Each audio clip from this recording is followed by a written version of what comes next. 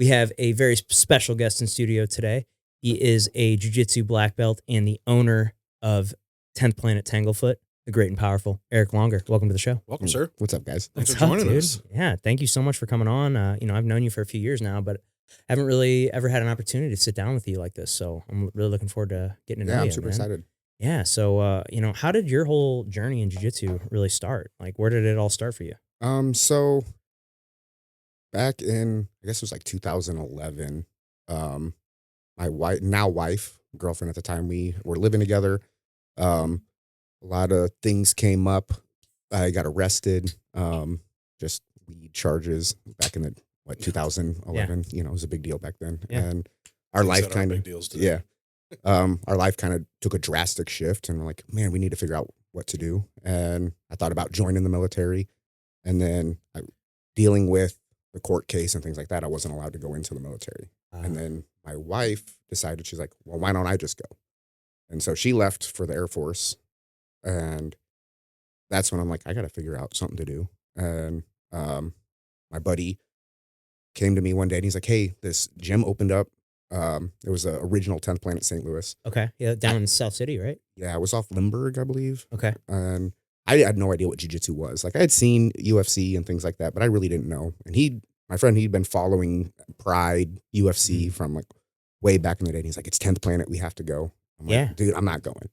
I'm not doing it. And he's like, well, technically, this is a fight, and in the rules of friends, you have to come.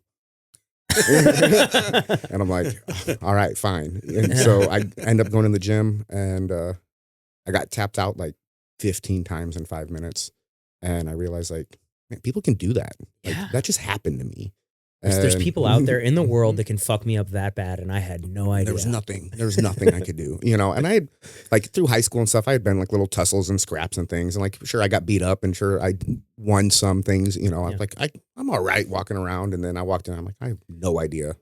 This is a whole new world. And she was already like in basic and all that, and I had got to call her, and I'm like, dude, this is what I'm going to do. Like, I'm going to figure this out. I'm signing up, and I'm just going to keep going and do this thing. And that was really kind of the real step of jiu-jitsu. So this is like right at the end of high school? It was like right after high school, maybe like a year after high school. Okay. Wow. And then, so what were you doing for like work at this time? Or were you like? Yeah. So I had quit my job after I got arrested. Okay. And then she left for the military. And so there was some money coming in from her. Yeah. And then I got a job at where my mom worked at a childcare center. Okay. And so I was working in childcare for about a year while she was in training. And then right after she got out of training, that's when we moved to Japan. Okay. So how long did you live in Japan? I lived in Japan for 3 years. Damn. So you continued to train there? Right. So I took about a year off in the beginning of Japan. Like, I had found a gym right away, but it just wasn't a good vibe. And then about a year later, another Ricardo Almeida black belt came in. His name's Bobby Williams Jr. Shout out to him. He's amazing. He opened up a gym on the base. And so that's where I got to start again and like really get going into gi. Okay. So you started in the gi kind of. Yeah. Okay. Really? Mm-hmm. And then, so you're in Japan for 3 years. And then when you came back here, is that when you went the 10th Planet route? Right. You joined the dark side? Yeah. So I had met a guy in Japan. He was not a military guy. He met him on the 10th Planet Forum.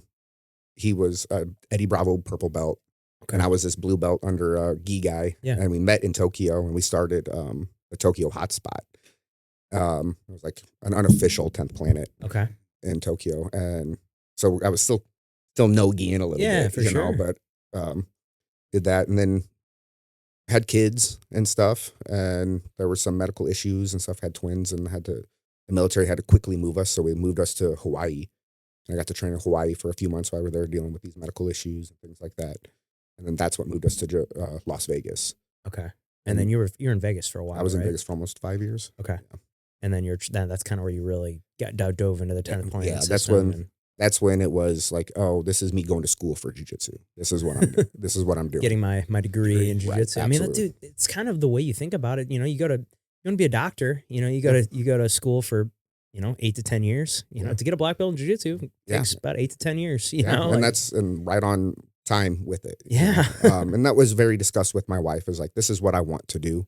And we were planning on like going through her whole career. So she would go do the 20 and she would retire and things like that.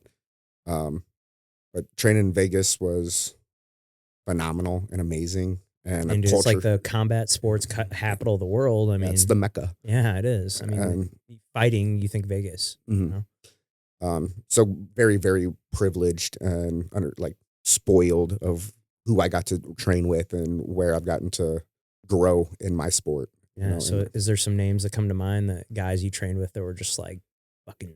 I mean, I trained with Andy Valera every single day. Really? For years. Wow. Yeah.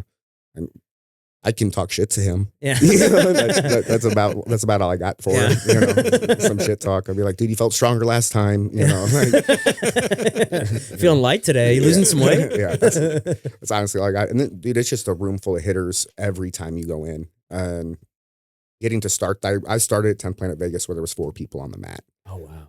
And it would be, 4 of us just getting in there going. And then one day, like, slowly, we're getting like 20, 25 people to a class. That's about when I started coaching.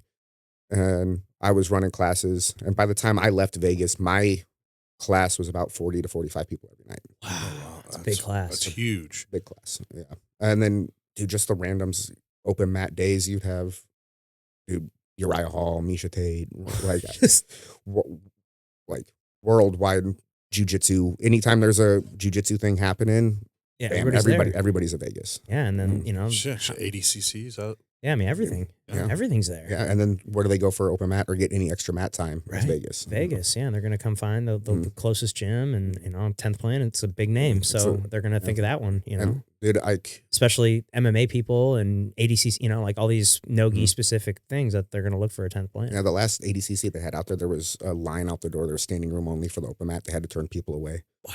And there's not enough room. Yeah, I mean you can only fit so many people on the mat. Yeah. It's a pretty big gym out there. When we started, I would say it was probably just under 2,000 square feet when we started, and then he moved into. He's probably got double, triple what he has what it was, and it's packed every day, every night. Wow, so cool. Now, you've taught those classes, and you've taught those classes from small size to big size. Mm-hmm. You feel like as the class gets bigger, you lose a little bit of like the coachability and the technique to that stuff, or were these guys just so advanced that you were having in there that you weren't really having to really worry about? So that's where you get into like the skill levels across the board of the room, right? Once you get into having so many people in a room, a majority of those people have been there. They've grinded for a few years. They got some color on them. They kind of know what's going on. So when they're partnering up and they're doing a thing, it takes a lot of off the coach of like, oh, hey, I got this new guy and he's going with this group of 2 purple belts. I probably don't even have to talk to that dude for the rest of the day. Yeah. And so that kind of helps being in there. So like the tricky part is running a class where you're getting beginners to understand what's going on. And then you have advanced guys not being bored and walking away like they felt like they got work in, so it's been an interesting like thought process when you walk in that. Well, yeah, especially kind of at the point you are now with your gym, with your gym here, like you've been around for 4 years. You guys have been here for 4 years? It'll be 5 years in July. So, you're starting to get some people that are, advanced now versus, when you first start out, it's all white belts, you started a white belt, like where everybody's a white belt, but now, you've been doing this 5 years, like that room has, slowly expanded. You got some purples, you got some, some tough guy, really tough room now. And it's like, it just takes time. Yeah, it's just a grind. It takes time. It's a grind and time to find the people. Like, I know you've seen it. You've been training for a while. The amount of people that come in and they're here. They're like, oh, man, they're in it. And then they drop off. And you never see them again. Like, man, that guy was getting 6 days a week for 6 months. And then they just get burnt out. And Or then boom, they get a girlfriend. Yeah, dude, it's the girlfriend. It's the girlfriend. That's always the killer, man. Oh, man. That goes for anything. Yeah, for sure. Yeah. I was in baseball. My pitching coach, when I left for college, he goes, all right, there's 3 things that's going to keep you from moving past college baseball. That's drugs and alcohol, getting into trouble or getting injured, and that thing between a woman's legs. Yeah, that's what he told me. Absolutely. I've honestly seen more people get their careers of martial arts and jiu-jitsu taken away by women than drugs or alcohol by any means. I believe it. Yeah. Like Because people are doing drugs and alcohol. I mean, a lot of times they still show up. They still show up and they're out here grinding and they're getting burpees after 10 rounds. Yeah. Like, bro, calm down. Yeah. So what ultimately led you back here? So with the military, we they moved us. It was like time for us to, like, every few years you have to move with the military, and it was time for us to leave Vegas. And they gave us orders to Mississippi. Don't go. They moved us to Mississippi right before COVID started. And I had found a gym in the town that we were in, and it was okay. It was not Vegas. You know, it's a very big culture shock going from Vegas to Mississippi in just the jiu-jitsu world, you know. And that hit me hard. And then with my wife's career, she did an amazing Air Force career. And they moved her to this position, and she's like, dude, this just ain't it. And she was just done with the military. And I was like, man, like, I'm not going to set up a jiu-jitsu gym here in Mississippi. That's not my goal, you know? And she was like, well, I have to get out. And we're like, okay. And then she'd been in for about how long now? 12 years. It was probably 10 years at that point. Cause she did. Could she have gotten transferred back to Scott? We were trying. Right. So with that decision that we made, like, okay, we're figuring out how to get out of the military sooner than anticipated. Yeah. Anticipated, and big transition. And I was just a brown belt at the time. And her brother lived in St. Louis, and I can't remember like how deep in, but him and his wife were like wanting to find some property, and we were like, hey, we'll help you. You know, so we started searching for properties and stuff in the area. Like, I grew up in, like, I did high school in like St. Peter's. Okay. And then like the DeSoto area, like I grew up going around. There was like a camp that I went to as a kid, and I always loved that area. And we found like 10 acres of property there that we bought with my brother-in-law. Nice. And then that's where because in Vegas, we had moved into a RV travel trailer, and we lived like at the year in Vegas in the RV. And then we moved to Mississippi. We're living in the RV, and then came here. Like, it's perfect. We're just going to go park it on the property and homestead it while we build the gym, you know? Well, the idea wasn't necessarily to open up a gym right away. It was just come here, find homestead, get some jobs, do the thing. Yeah. And then I was telling my coach about it, Casey, and he's like, hey, you know, he's like, come out to Vegas. I'm going to give you your black belt. I'm like, bet. Right? Because I'm like, I want to open a gym. I want to do these things. And I didn't have any real like plan and set that I'm going to open the gym, or like have any like dates or goals set for it. But I knew I wanted to. And I went out to Vegas, and it was like 3 days I'm there, and he's like, training. It's the last day. I know I got to leave this afternoon. Like, I brought my wife out, and we rented a car, spent some money on the trip because we're celebrating, you know, I'm getting a black belt. Right. Last 20 minutes I'm there. Casey pulls me aside. He's like, look, dude, he's like, I'm not going to give you a black belt. And I'm like, what? He's like, this is what we're going to do.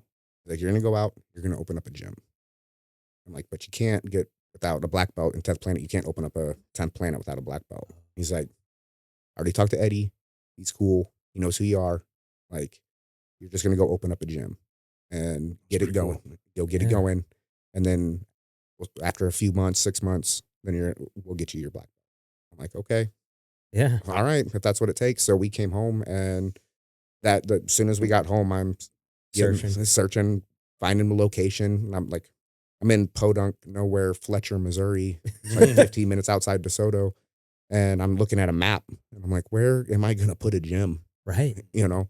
And Festus was, I mean, you know, Festus is pretty popping, you know, and I'm like, no, there's really only like one other kind of thing in the area. I'm not going to step on too many people's toes.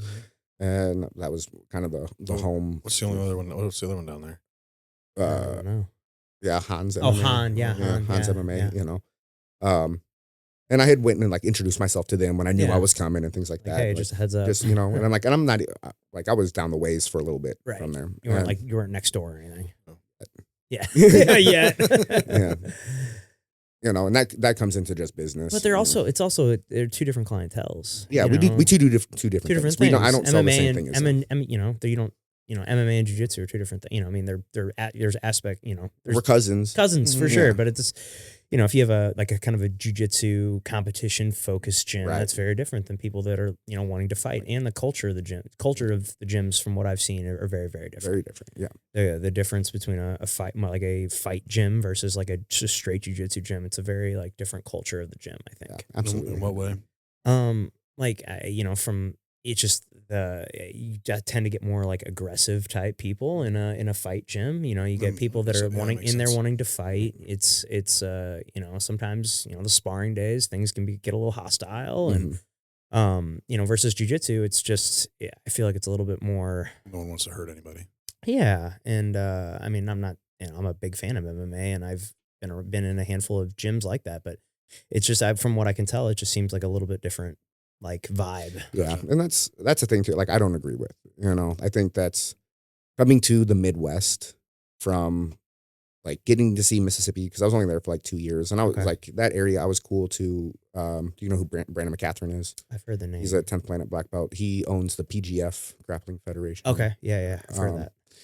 He's he does a lot of the commentating for a lot of the pro jiu-jitsu stuff. Yes. And I've known him since I was like a blue belt, and he owns 10th Planet Decatur. Yes. So Okay. like, No. Yes, I know that guy. Of course. The 1 minute jiu-jitsu hat. Yes. Yeah.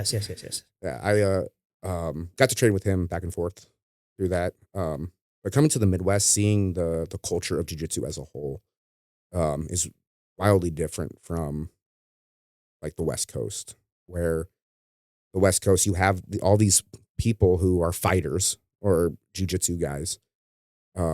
They have their main gyms. They have their guys who they rep and where they focus and where they always come back to the drawing board at these places, but they all train with each other. They all cross train. They all talk to each other. They're boys everywhere. Even though there's like some of my best training partners are my worst enemies on the competition mat. I believe it. And that's kind of the vibe that they have, is like, you got these guys that are going to Syndicate, they're going to Extreme Couture, and then they're going to Vegas, 10th Planet Vegas. Yeah. And they just bounce between them. And the coaches don't care. They're like, dude, I know who you are. I know where you're at. Right. You're repping me when you go out there. As a coach, it's still a business, like I'm still getting my paycheck. Right. You're still paying me to do my job. Going to get different looks. You're just going to get different looks doing this thing. And then coming to the Midwest, seeing because when I first started jiu-jitsu, it was very a lot more cross training. Yeah. Now it's very different though. Now it's very different. But it's still on that that edge of like you can see the I don't like it, but I'm letting it happen, and that's something that I've been wanting to really express and change in the areas dude. Well, yeah, that's something you started right from the jump was anybody's welcome to your open mats and stuff.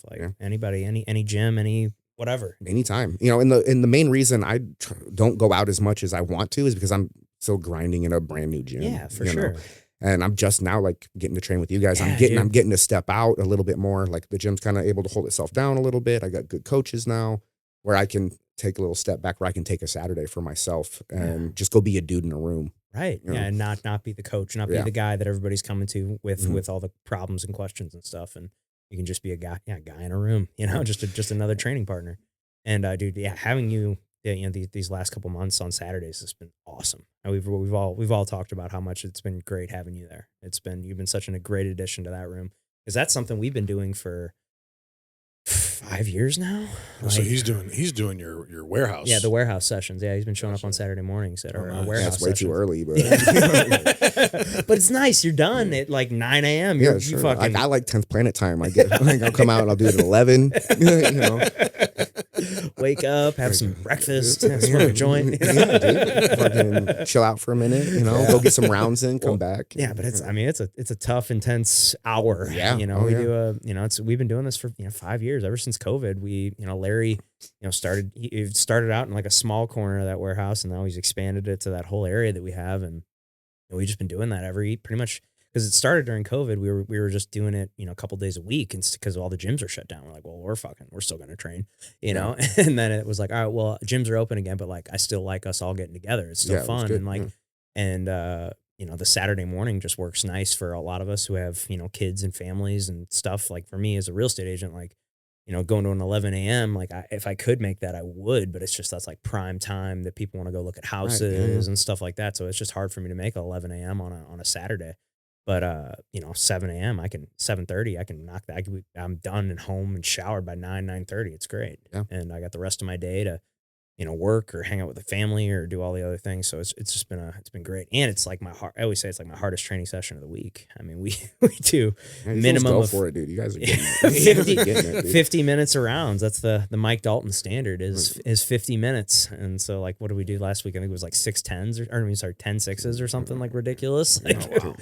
Yeah. And I'm walking in there with a gi and everyone's smelling Yeah, I blood, know. you know? I know, dude. The day that we were like, oh, we were doing gi and Eric's here, like, ooh, I'm licking my chops. And I'm thinking like, oh, I'm going to be like, he's not going to fucking know what to do when I grab a hold of him. And then fucking it didn't go too well for me.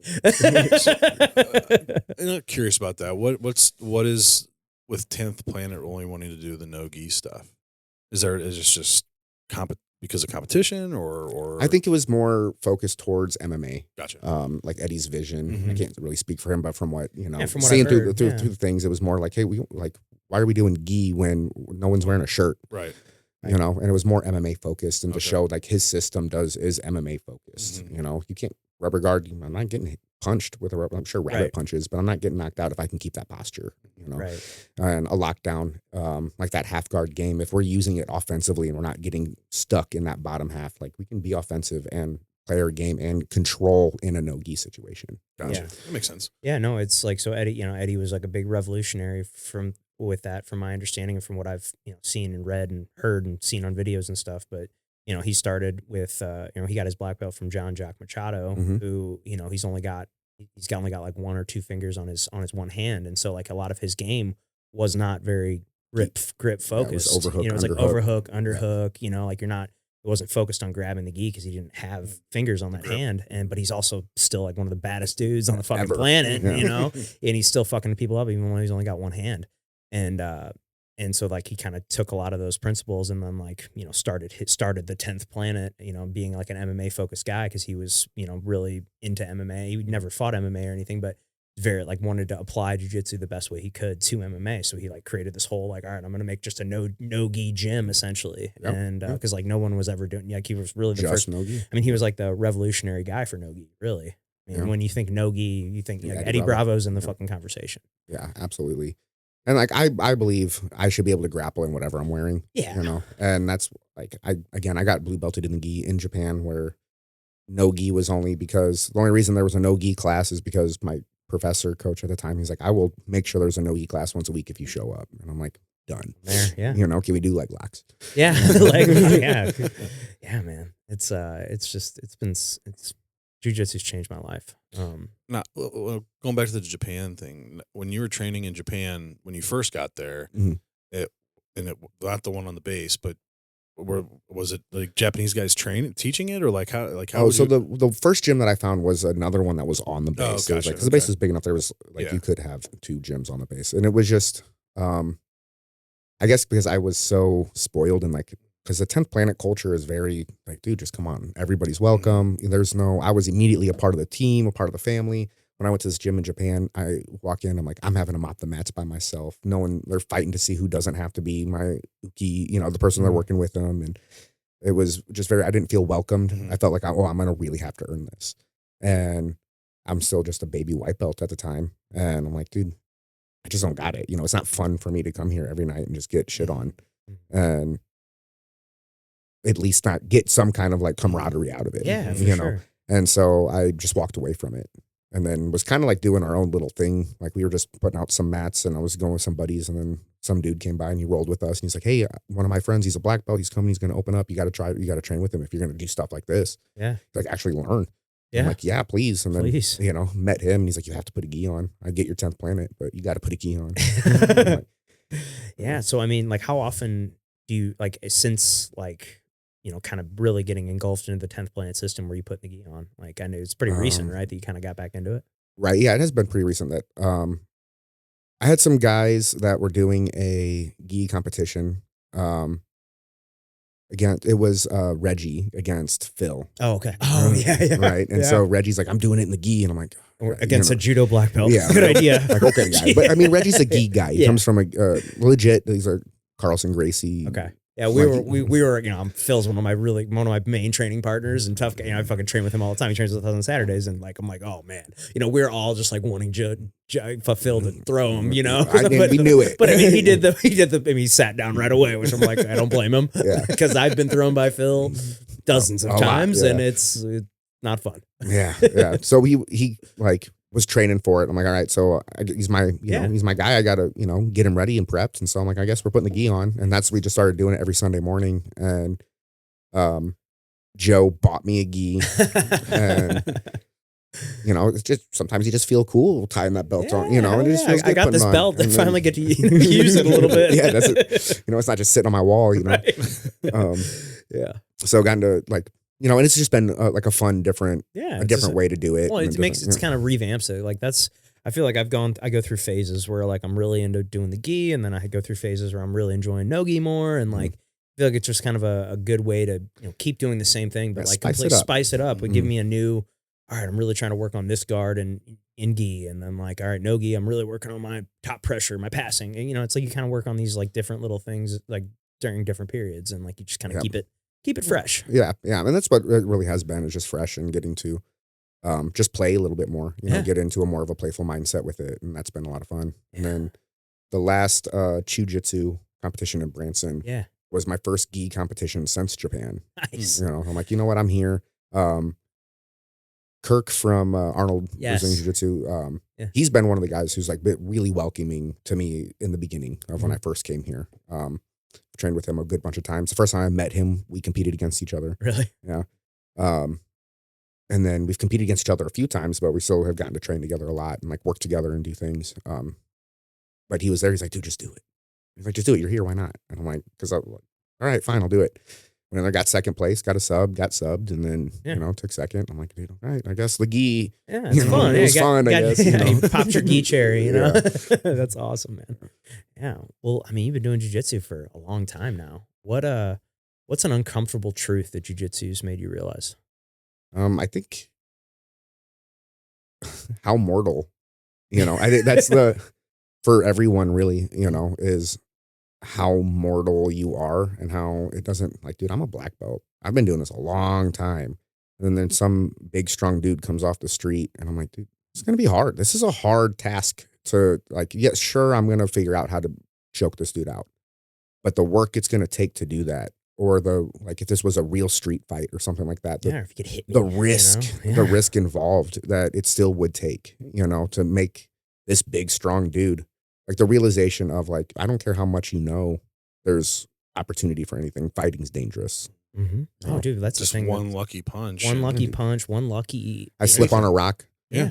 There's, my flip flop falls off. There's so many different things that can happen. Or like that's just his day. Yeah. And that's something we've realized in jiu-jitsu. I mean, because like you just have days where you're on and you're just everything's working for you, everything's going smooth, and then you have other days where you go in there and you're like, do I even know what the fuck I'm doing in here? I got nothing. I'm excited for that day when it's like, oh, everything's working. They're far and few in between, I promise. Yeah, they don't happen often, but when they do happen, you're like, oh man, this is great. Yeah. Driving home that night, I'm like, fucking did good in there tonight. There's been many days I drove home in silence. That's how you know it's a rough day when you're driving home and you're about 15, 20 minutes in the drive. You're like, I haven't even turned on the radio. I'm just sitting here fucking thinking about everything that just happened to me. Trying not to think. Just holding those tears back. How did he fucking embarrass me like that 3 times? Yeah. But that's probably the most thing that you have to face yourself. And it's really a mirror. Mm-hmm. Jiu-jitsu is a mirror of yourself and how you handle failure, how you handle success, how you handle relationships, how you handle all of it. It mirrors everything you're putting into it, and to see it throws failure in your face every day.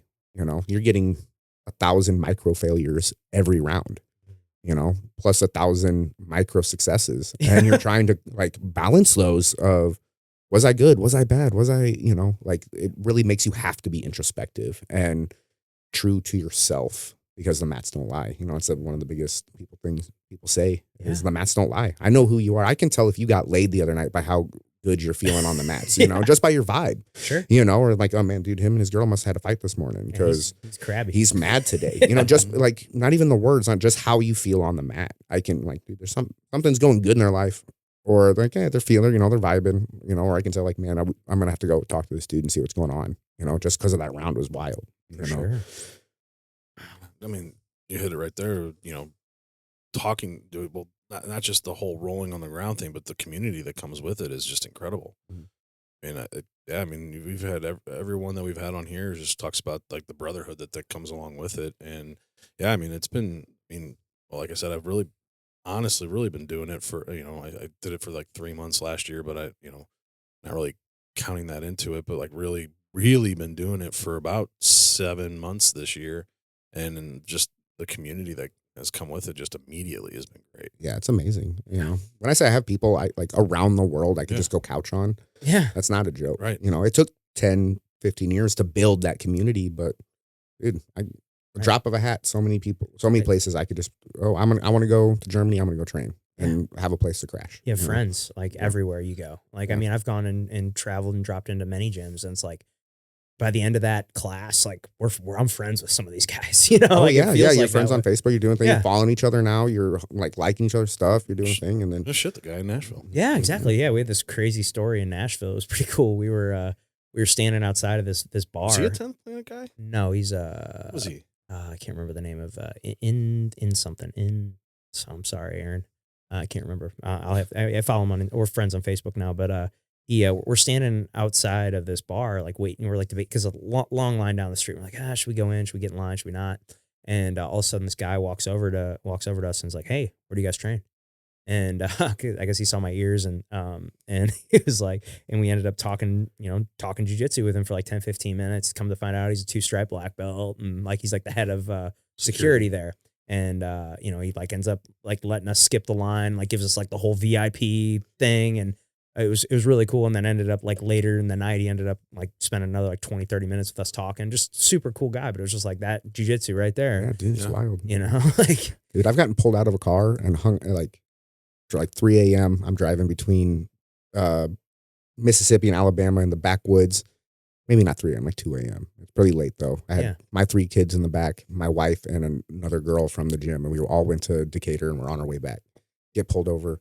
I was like, where are you guys going? I'm like, well, I'm leaving 10th Planet Decatur and I'm going back home. He's like, oh, how long you been training? I'm like, oh, I'm a brown belt, things like that. He's like, yeah, okay, I'm gonna need you to come out here and talk to me. Let's meet. We go get in the car. I sit in the front seat. And then he pulls over and he leans to me. He's like, what do you think about this? And he's watching some jiu-jitsu videos. Dude, we're in there for like 25 minutes just talking jiu-jitsu. Your wife's probably like, fuck, what the fuck's going on? Dude, he's like, I bet they're thinking you're getting arrested right now. And I'm like, yeah, dude, we need to go talk to her. Yeah. And then he and I were boys. We're talking on Facebook after that, trying to get to train. That's so cool. Yeah, dude, it's just so, the community it's literally like we had our coach Kyle on earlier this year, and we just released this like long it was kind of like we picked our favorite 20 moments from last year, and but there was a part on there that we cut out of Kyle's episode where he was talking with some guy, or he was at some seminar, and they were like, like how much would it cost for you to, or no, would you give away your black belt for $1 million? And I'm like, but there's like very little people that raised their, but the people that did raise their hand, they're like, all right, well, now let me change it. If you lose, if I take your black belt, would you, you also lose all of your memories, all of your friends, all the relationships, like everything that you got from jiu-jitsu, would you still, and like, obviously nobody. Right? It's like, dude, you can't put a price tag on it. Yeah. It really years is. Of blood, sweat, tears, grind, friendships, and it's like, dude, it's that's the one thing someone can't take from you. Yeah, you can't. It's there forever. You can take the physical belt away, like take it away, but like you can't take the skills away. Yeah, it's kind of great. Like you go into a place you've never known a person, and you're immediately putting your life in their hands. Yes, immediately. There's no not a lot of conversation before. It's like, hey, my name's Eric. Yeah. Hey Zach, how you doing? All right, let's go. Yeah, and it's. I'm trusting you not to break my arm. Yeah, because at any point you could just not let go. Yeah, you put me in a choke, and I'm like, okay, he's got me. I'm tapping. Yeah, and he could just fucking kill you right there at any point. And then as soon as that is over, and you give the tap and then let go, there's a realization like, oh, that person respects me. Yes, and I respect them for respecting me, and that immediate bond, no matter. Because they just saw you like your lowest point, like right before fucking death. Yeah, right before you got your fucking arm snapped in half, or your fucking knee torn apart, or whatever, and they had you in the most vulnerable position ever, and you trust them not to break it, and there's just like this unspoken rule, and the people that don't apply to those rules don't stick around, right? Like they get weeded out very, very quickly, very quick. And it's pretty awesome what we have. Yeah, it's pretty magic. It is. Sure. It is.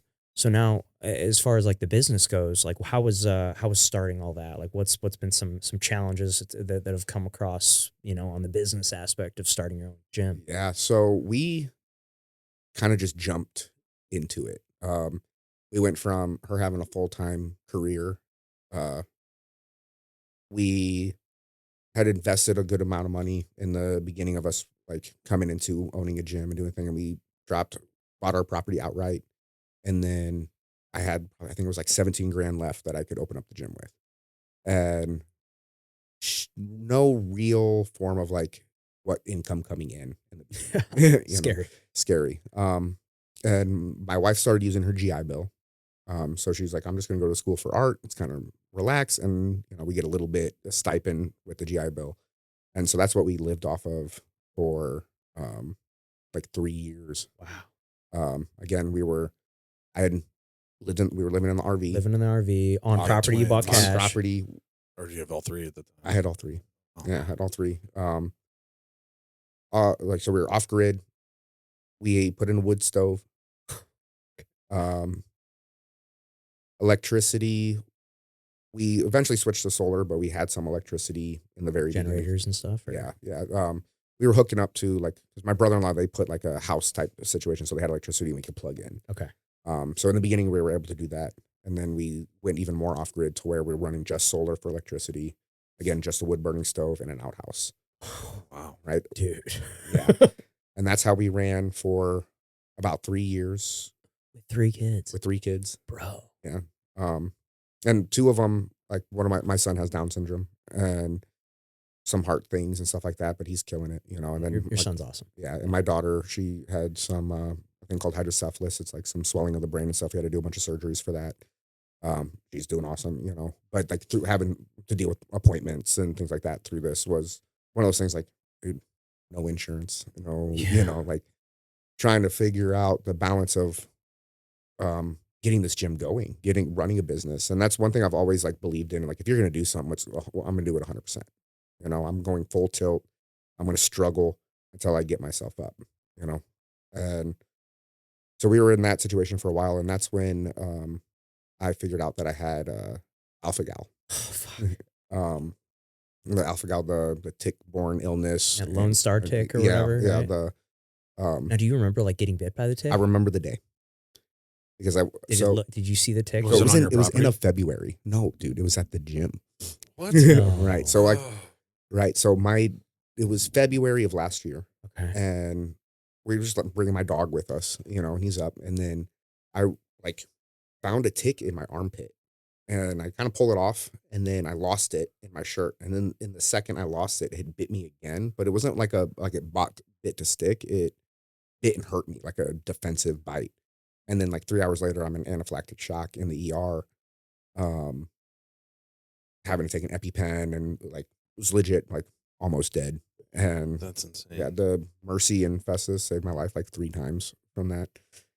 Multiple times, not really knowing what was going on at first. Yeah, like, you just got bit by a tick and you're in anaphylactic shock. Yeah. And then like a few days later had eaten some beef stew and then went in anaphylactic shock again. And then it like happened like another time. And that's where like, okay, I went to the allergist and stuff, and we found out that I had the alpha-gal. So with like the appointments and like, dude, after going through, there was a lot of anxiety of going, because one of the times I went into anaphylactic, I was at the property, and it's almost an hour drive from the property to the ER.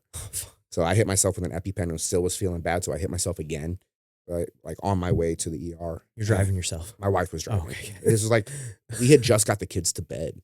Oh man. And as soon as like I'm laying down, I'm about to fall asleep, I'm like, oh no. It's happening. And so she's like, just get in the car, and she loads the kids up, and we just start going. And so there was a lot of anxiety of like being so far away and doing like that. And one of my students, Tom Vogel, he's been a guy who's been in my Tom. Yeah, he's an insurance guy. Yeah. He's been in my corner since I met him, and he's been really helping me build up and giving me good guidance and stuff. And the building we're in now, he actually owns, and he owns another house in the area of Festus. And he's like, dude, I got this house. He's like, you just got this house. And I'm like, all right, bet. So we ended up, I'm living in like 3 blocks down the road from the gym. Oh, I didn't know that. Awesome. Yeah. Wow, that's nice. Instead of a 45-minute drive every day. Yeah. Back and forth. And you got Indoor plumbing. Like, hey, but now we're at a position to where the gym's taking care of that and putting, but it was a grind to full tilt, no job, no figuring out like negative bank account, asking my grandma for money so my RV doesn't get repossessed, like in it deep. But with the knowledge and the belief in myself that this was going to happen, it's going to work, it's going to pay off as long as I keep on track, Dude, it's so cool. That's awesome. That's a great story. That's an awesome story. That is so cool, man. Alpha gal though. So like now you just can't eat any red meat.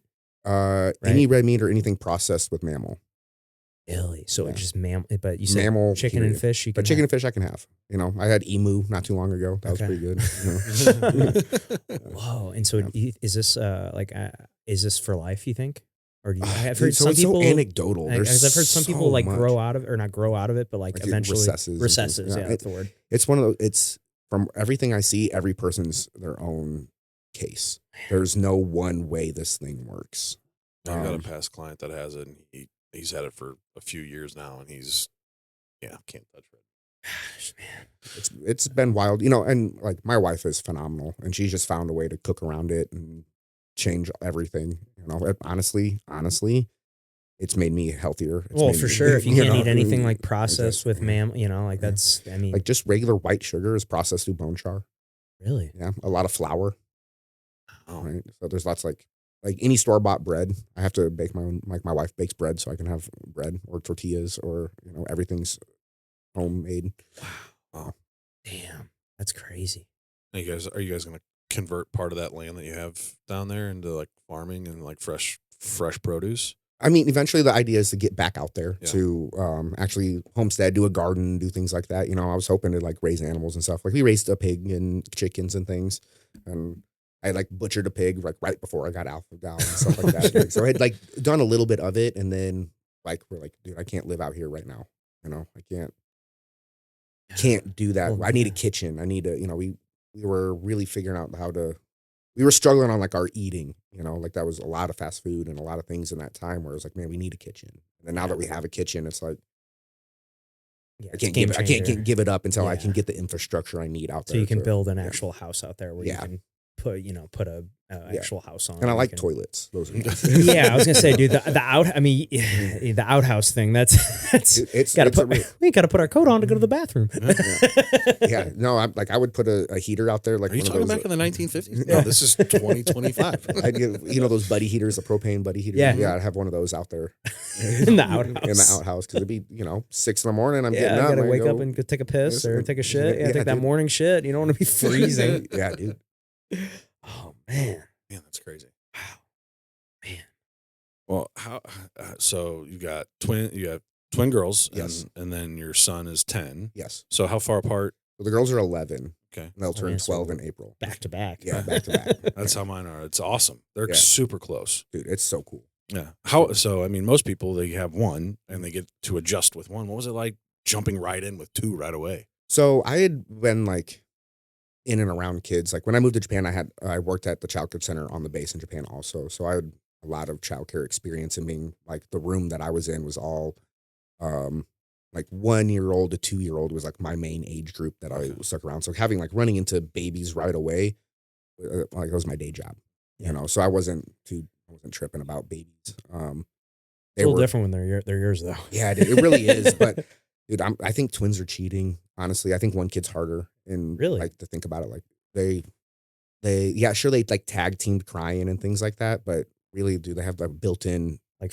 best friend? And there's sometimes it feels like do you even want to talk to me? Like they have their own little thing going on that like in that growing up time, it was not as bad as it was. And then when the boy came, he just added to the chaos. He has his own challenges and things like that, but with them, I honestly feel like I was spoiled with how well behaved my children are.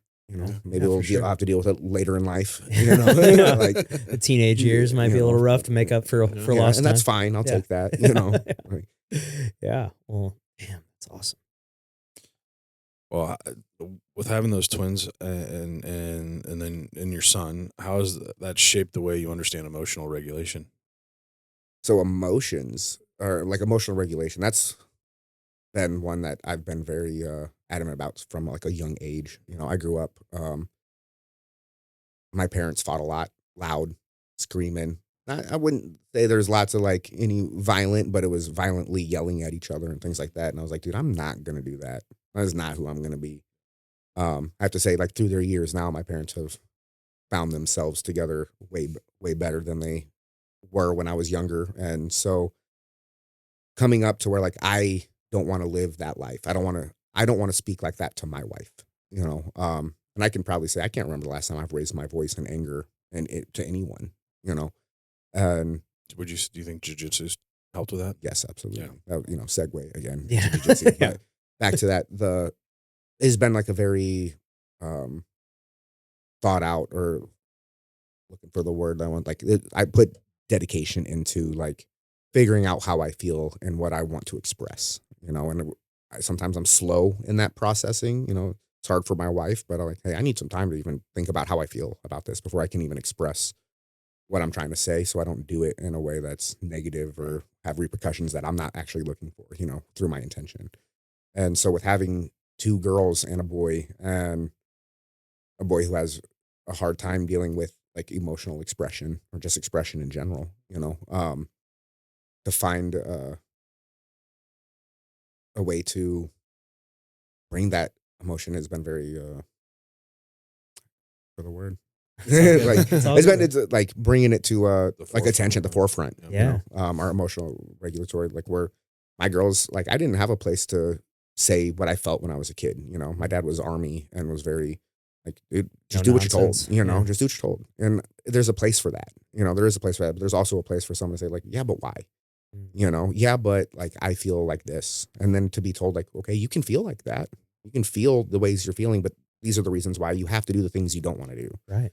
You know, and then finding that understanding. Yeah, just having that simple conversation. Like I had a conversation with my 3-year-old recently. I was like, he's like, well, I don't want to pick up all my toys. And it's like, okay, buddy. Well, sometimes in life, you have to do things that we don't want to do. I get it. You don't want to pick up all the toys off the ground. I know it's not fun, but in life, there's times we got to do things that we don't necessarily want to do, and that's just part of being a human. Yeah, it's just part of it. Yeah. Like he's like, well, I don't want to.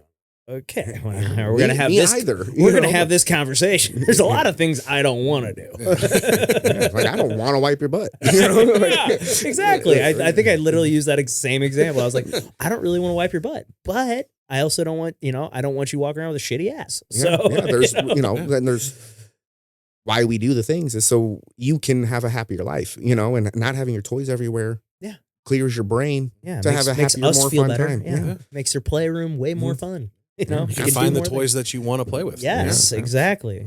Makes it easier. Yeah. Well, when you look back at yourself at 25 versus now, what belief did you completely abandon and what replaced it? 25 to now.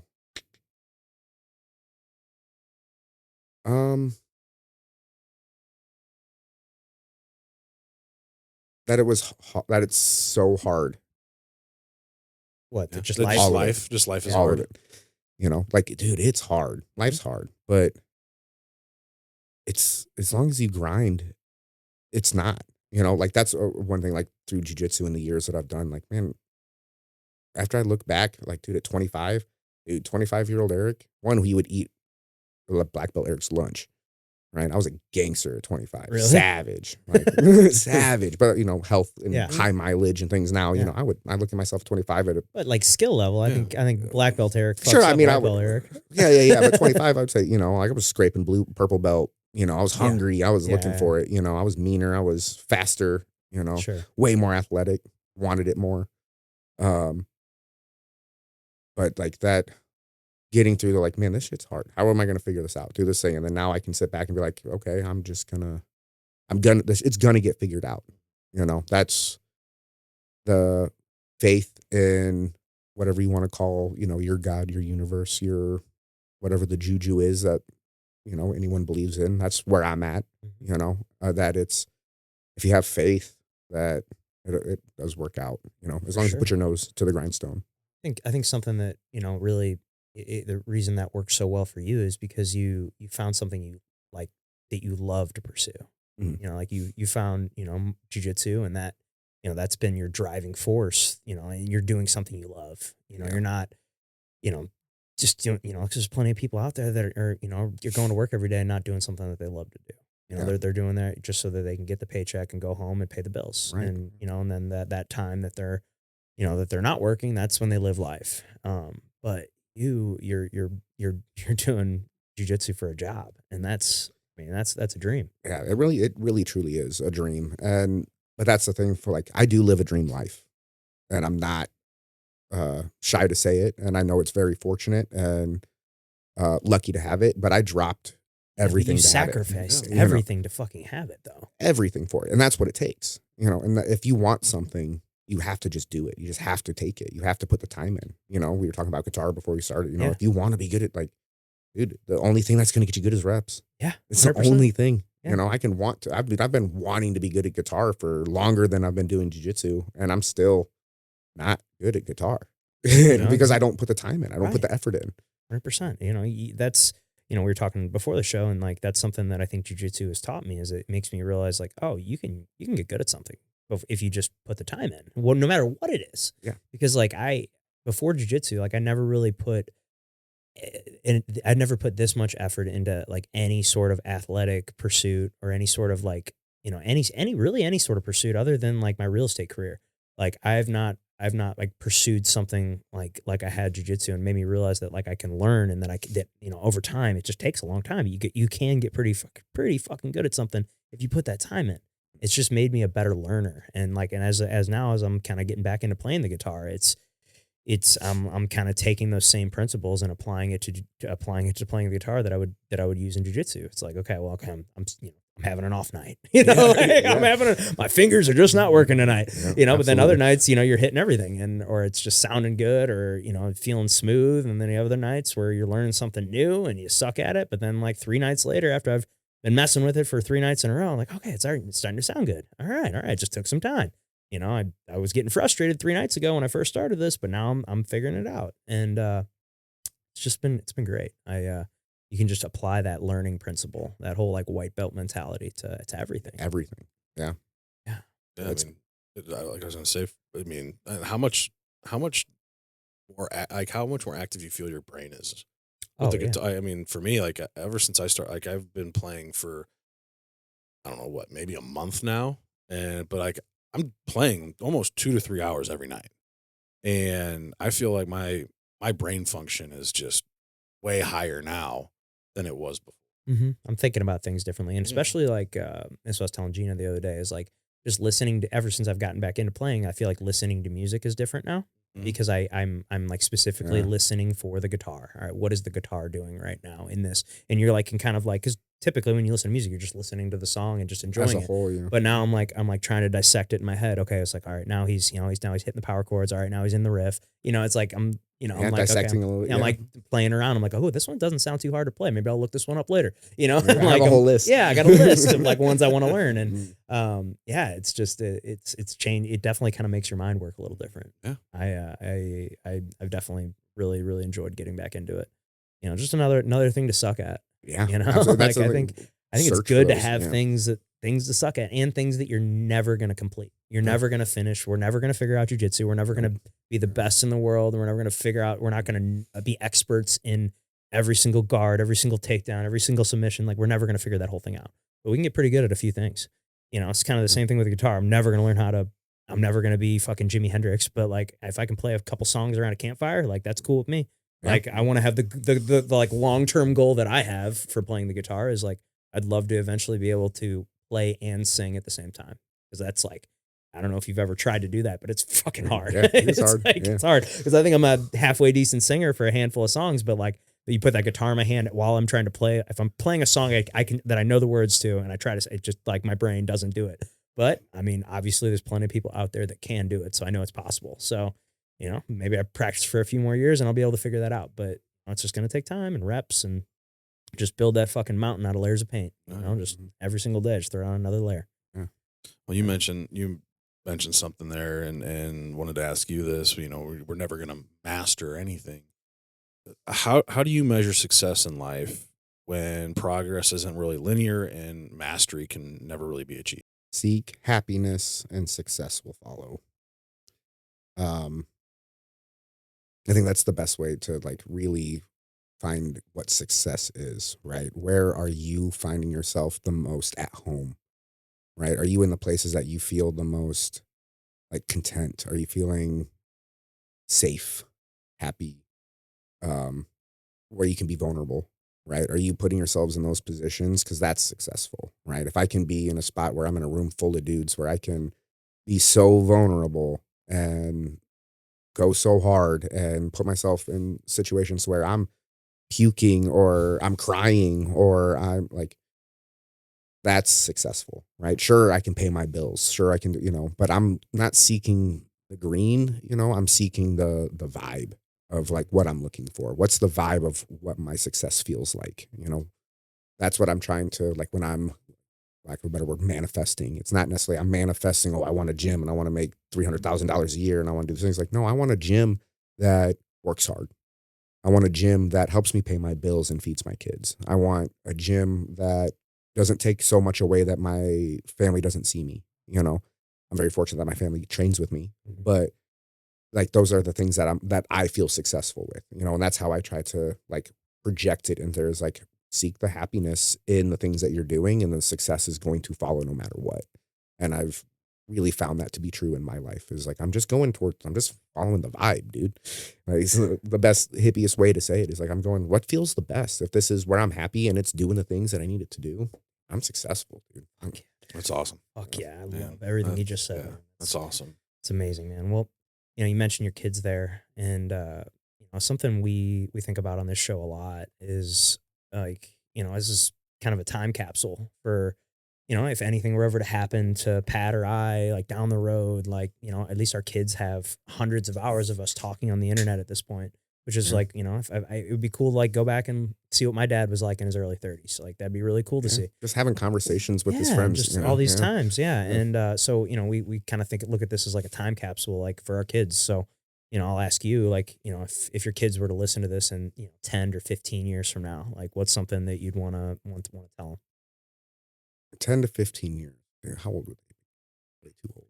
25, yeah, like 25, 25, and dude. in 20, 25 years old. I guess it's going to go back to like, where do you see yourself?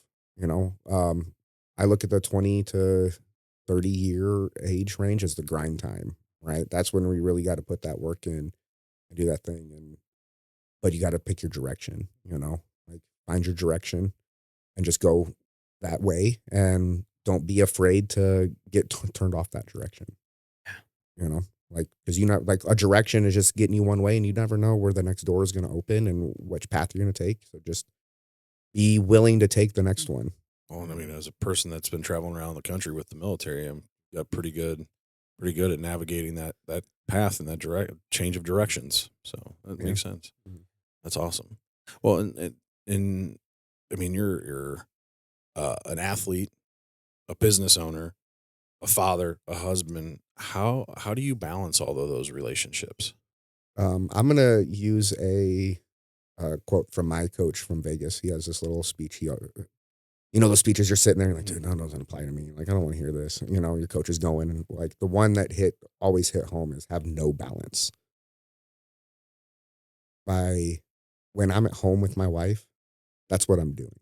I'm at home with my wife. I'm not worried about nothing else. I'm not worried about bills. I'm not worried about whatever. I'm hanging out with her. I'm doing the thing that we're supposed to be doing. When I'm hanging out with my kids, my daughter says, hey, can you look at this?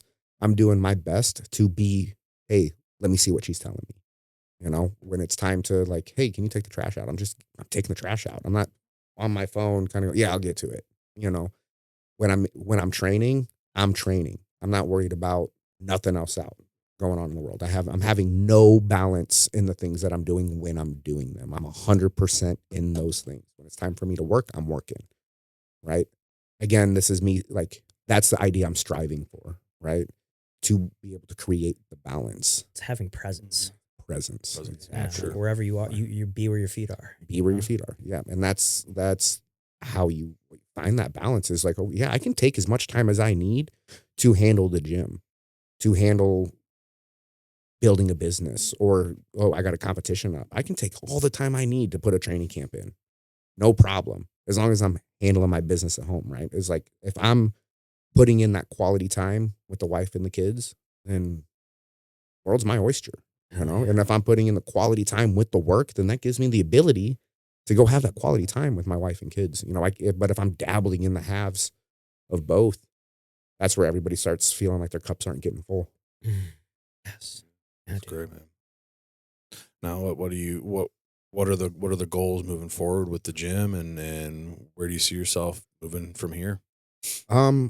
So I was really thinking like it's the new year, new me, and like really like this year right now for 2026 for me is my grind year again, right? I've gotten to the point where the gym is slowly, steadily moving forward. We're building a solid squad. We got gangsters in the room. We're, you know, and the squad scraps. Yeah. Dude, I Yeah. love that you guys do that. It's such a cool thing. That's Yeah, so cool. Yeah. Well, I It's mean, the for the first time people in out my there life. that don't know what squad scraps is, Eric, will you inform the people? Yeah. Squad scraps is a team-based competition.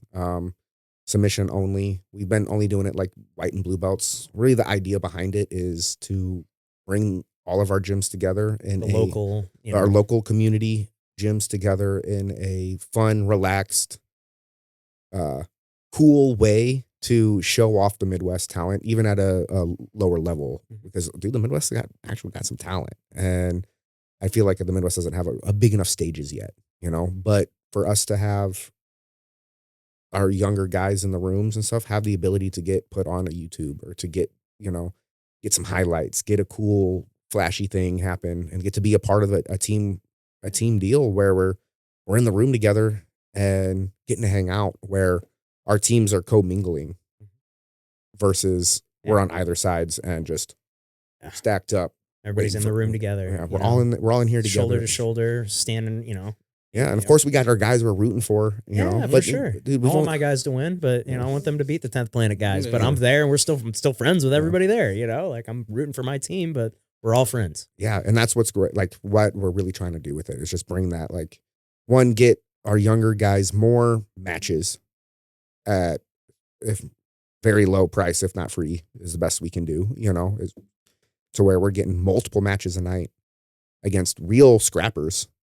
And try to put some money, put cool prizes, cool things into people's pockets, just to make it like worth our time. You know, there's a place for traditional tournaments, but they're not fun. Oh, it's They're not different. fun, and you're there all day, and you're there doing these things, and you're not necessarily getting to hang out. And you're not, because one guy's going at 9 a.m. and you got another guy going at 4, and you got everybody split up. Well, it's a long day, and it's all day long. It's all day long. The last IBJJF I did, I got there at like 10 a.m. and I think I left there at like 8 p.m. It was a fucking long day. Yeah, because my last match was like one of the last ones, of course. You know, I'm like, fuck. But with the squad scraps, we can get a guy 3 to 5 matches in an hour and a half. Yeah, and like in less than 2 hours. Yeah, easily. And that's fun. It's fun, and it's way better. And Everybody's out of there. fast-paced, You know, it's fast paced. Well, and it's cool how you guys do it with it's like, so it's 4-man teams, right? 4 or 5 4-man teams, and you have like a total weight that the team can weigh. So like you can't come in with just like 4 monsters. You gotta space it out, you know, which I think is just like a fun, and they're like random matchups too, and like it's cool. Yeah, I enjoyed it. I had a really good time going, and then not to mention just where you guys are located with, and then you have the breweries and the place next to it, and just in and out with bringing in drinks and foods, and just like getting to sit back, and as a spectator, like you're right there in it. Mm-hmm. And I mean, there was a few of those the bouts that came right into the Jordan, into the crowd. Jordan was, dude, he was match of the night. Yeah, you know? Dude, he's a, I mean, because he trains with us on Saturdays. He's a tough blue belt. Yeah, it was cool to actually get to roll him, you know, to see like. He rolls like a 25-year-old. I rolled. I didn't expect nothing less. Yeah. You know? I rolled with him for the first time. The Saturday I got my blue belt. Or your stripe. Or stripe. Sorry. He's a blue belt. Check so that I got my quick. stripe. Yeah. And man, he just had his way. Like I'm big. Okay. I'm not very quick or agile. My game is smash, and his is fast. And I just couldn't get it. He just was too quick. Like rolling with the Energizer Bunny. Just way too quick. Couldn't catch him. Yeah. If you're not huffing and puffing it after a round with him, I was just because you got to keep up with him. Done. You know, 'cause he just moves constantly. It never stops. Yeah. He's that was my first. He'll get old one day. Yeah, well, he'll catch up to him in about 10 years, and I'm gonna get him. Yeah, that was Welcome to my world. That was our first round of that session, and I was just dead after that. Yeah. Well, Eric, this has been really great having you in here, man. We've really enjoyed this conversation, and awesome. this has been great. So, but before we get you out of here, we always end the show the same way. So, Let's play a little game called the Tombstone Game. Okay. Here lies Eric. What's it say on your tombstone? Here lies Eric. What is on my tombstone? Dude. It's a hard one. yeah, take a second, think about it. It's a hard one. We catch a lot of people with that. Yeah, that's a good one. I really do like that. I'm just gonna say gangster. There you go. On there, because whatever you want to put me, put me as a father, husband, jiu-jitsu guy, coach, whatever. I'm just a gangster at it. There you go. Sick. I like it. That's awesome. It's perfect. All right, guys. Well, thank you so much for tuning into the show. Eric, thanks again for coming in. And if you haven't clicked that subscribe button yet for us, please do so. That would help us out a ton. Click that like button as well. Share this episode with a friend, and we will see you next time.